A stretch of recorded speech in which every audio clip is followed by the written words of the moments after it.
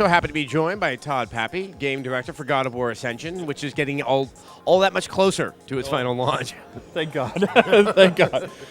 Yeah, we're almost there. So I definitely see the light at the end of the tunnel. I see a nice vacation coming for us all. Well, good, and that also means time I get to spend playing the game, which we did get a very generous helping of it today. Yes. The beginning of the game. It is God of War, but there's some wonderful distinctions from God of War 3. I think the first one I noticed is the visuals. It's got a very broad set of colors, but I don't know if it's the texture or if it's the lighting. It's not like other games I've seen. It's both. So one of the things that Chris and I, who's our director we wanted to push on this one was color. You know, just from an artistic standpoint, especially with God of War 3, once the sun was taken out, you know, it limited our palette range.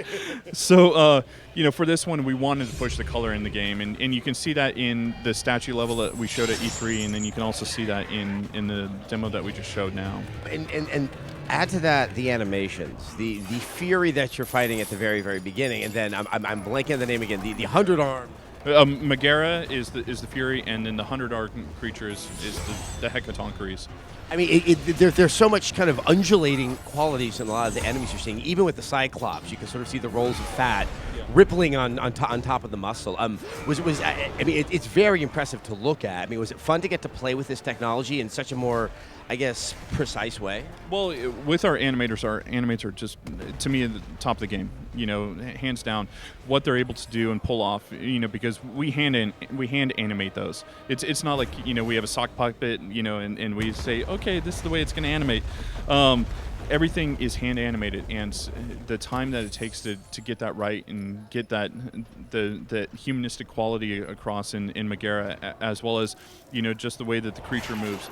These guys are spending countless hours, you know, refining their craft and making sure that everything feels so smooth. And then from there, it's just, how does it feel with Kratos, and you know, then that's really where the combat design comes in, and getting those moves figured out as far as the attacks, the taunts, you know, and how everything combines together into one cohesive experience. Now, the combat is probably the most kind of tactile difference I can sense in the game. It feels much sort of faster. It also feels a lot sort of more brutal. I think it's because there are these physical punches you can be throwing at the enemies around you. Well, what we wanted to, if you wanted to describe it in one word, it would be raw. So in God of War 3, Kratos was basically like a ballerina of death. You know, he'd spin and he'd do all these pirouettes and everything like that. But with this one, we wanted to get it to feel more raw. Like he's just getting his blades. He's you know, getting used to the way that these things work. But if you look at the world weapons, you know, he's very comfortable with the sword. He's very comfortable with the shield. He's very comfortable with the spear, and these Spartan-type weapons that you would see in real life. And so he can use those and wield those the way that he wants to. And with the blades, you know, he's not going to be doing a huge amount of spins or anything like that. But it's basically just making sure that it feels very fluid and brutal at the same time.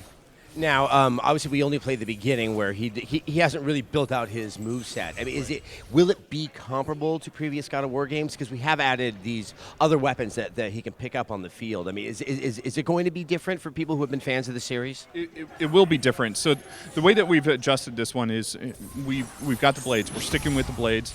Now we've got elements that we infuse into the blades. So we've got the fire element, which, you know, when you use it, it will actually stun enemies. So if you want to stun a Cyclops and ride him, or if you want to stun an elephant and ride him, or if you want to stun a Medusa and use her to freeze everybody, that's kind of use the fire blades. But if you want to, you know, freeze a Cyclops in place and actually shatter him, then use the Poseidon blades. So ice, and then we've got electric and soul, and so each one of these bring a unique take to the combat. So each one of them will have its own unique specials. It will have its own unique rage. It will have its own unique magic, and then basically, if you kill guys a certain way, then you will get health orbs from one, you'll get magic orbs from another, you'll get red orbs from another, and you'll get rage orbs from another. So it allows players to go through and figure out how they want to dismantle this fight.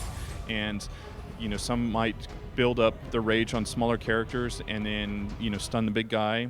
Other ones might, go through and take down the big guy first, and then, we wanted to create this mental meat to the fight so that players go through and make sure that, they're always thinking, how do I want to approach this?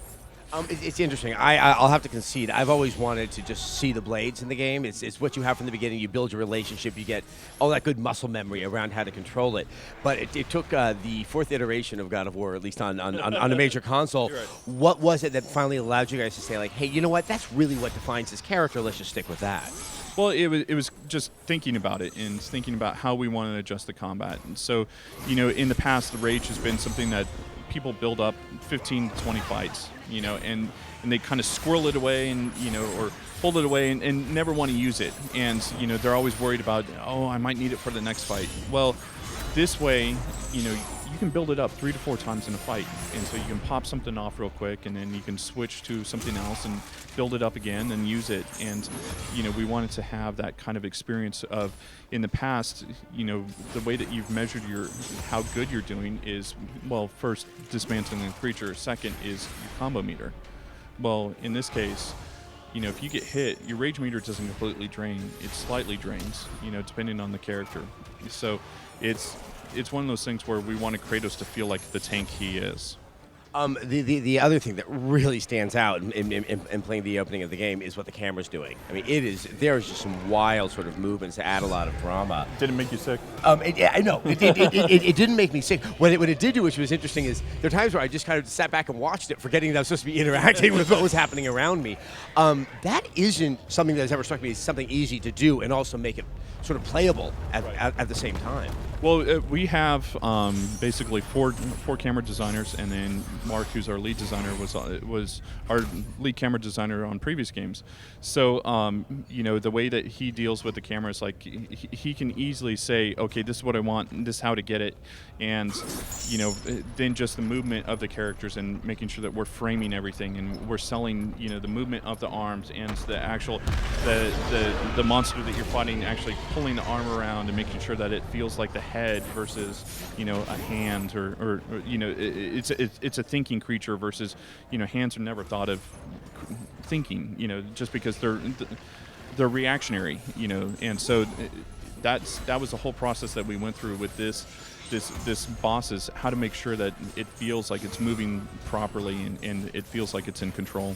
How does this game work as a prequel? I have played all the games. I'm not remembering every single nuance of it, but Kratos is Kratos at the beginning of this. Yes. So this takes place roughly about 6 months to a year after he killed his wife and kid.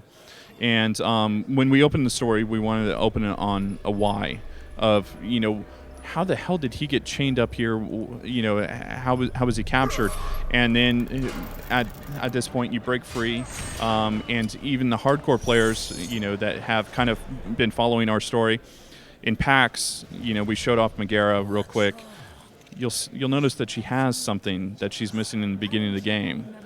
And so players, when they play through the story, will actually flash back to different parts in time and be able to play through that experience and see how he got captured and got put into the Hecaton Cruise.